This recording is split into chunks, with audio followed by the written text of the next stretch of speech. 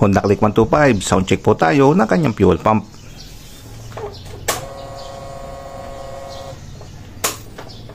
Yun o, nasa normal po yung tunog nitong ating fuel pump. Hindi po siya maingay na posibleng pasira na po siya, at hindi naman po siya sobrang tahimik na posibleng pong hindi po siya bumubomba ng gasolina.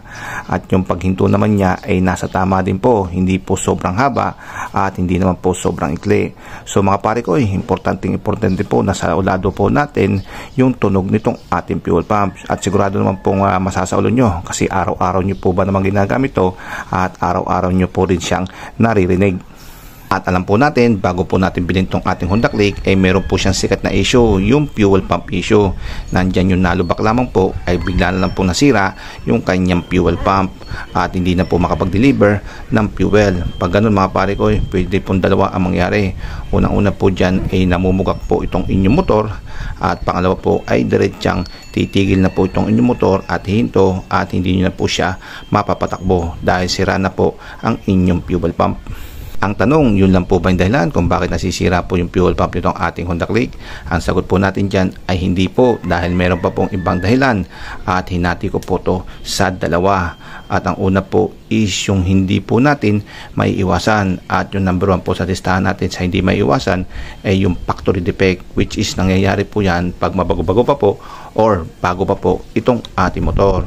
So nasisira po itong ating fuel pump dahil nga po sa factory defect. Kumbaga may problema po nung pagkakagawa dito. Pag ganyan po ang problema nyo, ay pwede naman po natin itong ibalik sa ating pinagbilan dahil meron pa po itong warranty. At yung pangalawang reason po na hindi po natin maiwasan kung bakit nasisira po itong ating fuel pump ay yung tinatawag po nating wear and tear, na kung saan po sa katagalan ay nasisira na po itong ating fuel pump, tulad po itong hawak ko. So ang sira po nitong fuel pump na to ay itong kanyang pinaka-casing, yung kanyang ulo. Dito may tumatagas dito sa ibabaw, which is wala po tayong magagawa. Hindi po natin yan pwede lagyan ng epoxy. Ang magagawa lang po natin ay mamili po tayo ng bago. Since namili po tayo ng bago, kinuha lang po natin itong ibabaw at binalik po natin yung pang ilalim at itong motor. Kasi original po to. Kasi alam naman po natin, ang original may laban-laban po yan sa patagalan.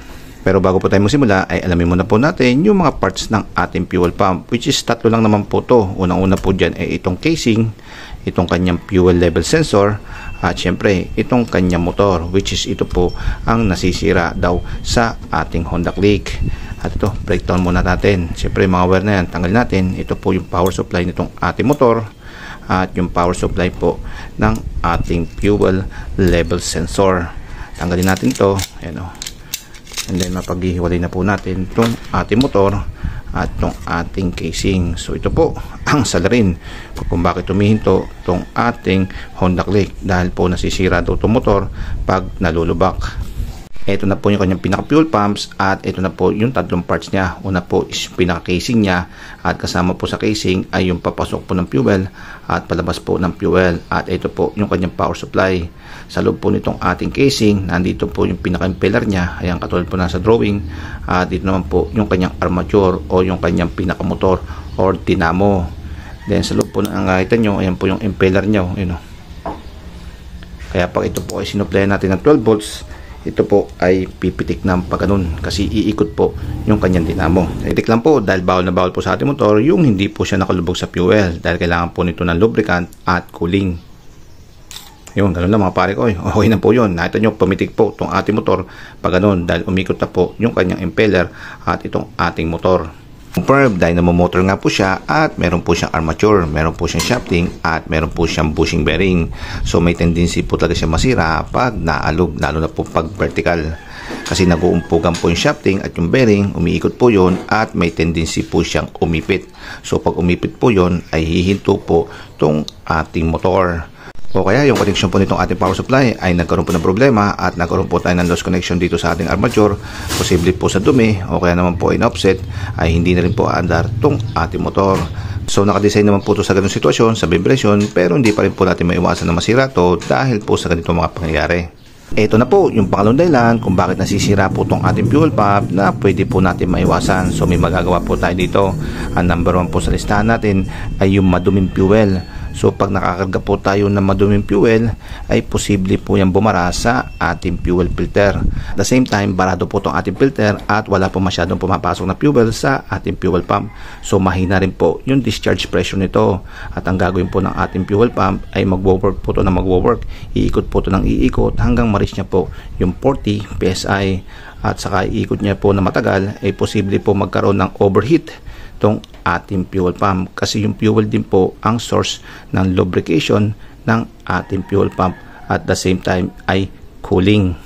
At pag nakakarga din po tayo ng may tubig, ayan, yan din po yung magkukos ng sludge sa ating tangke na siya naman pumbabara din sa ating fuel. Ang masakit po niyan ay makapasok sa loob at dito po siya mag-deposit sa loob ng ating impeller. So dyan na po yung magkakaroon tayo ng loss of pressure. So ang solusyon po natin dyan, syempre ay iwas-iwasan po natin yung alam po natin na malumi yung gasolina na gas station. So pangalawa po, lagi po tayong tumatakbo na mababa po yung ating fuel level at ang nangyayari po dyan ay insufficient po yung cooling at lubricant nitong ating motor. Kasi nga po yung fuel po ang nagpapalamig at naglulubricant ng mga pyesa ng ating motor. So pag wala po yun, kulang, syempre alam mo na ay mag-overheat po itong ating motor at yan po yung cause ng kanyang pagkasira, yung overheat due to low level ng ating fuel. Ayan, alam na po natin kung bakit nasisira po itong ating fuel pump at nagbigay na rin po ako ng gagawin upang maiwasan po natin ito at dadagdagan ko pa po.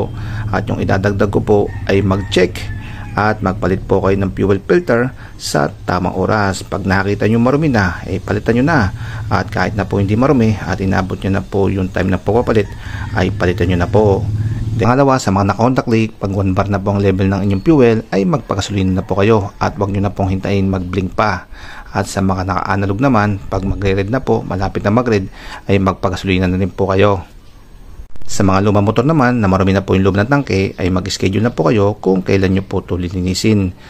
So ayan mga pare ko, hanggang dito lang po yung ating video. Baka sa susunod po na video natin dito ay magpapalit na po tayo ng fuel pump nitong ating Honda Click. At tinamaan na rin po tayo ng fuel pump issue dahil nalubak po ito. Wala pong problema, huwag po kayo matakot dahil madali naman po nitong magpalit at kayang-kaya po natin ng DIY lamang.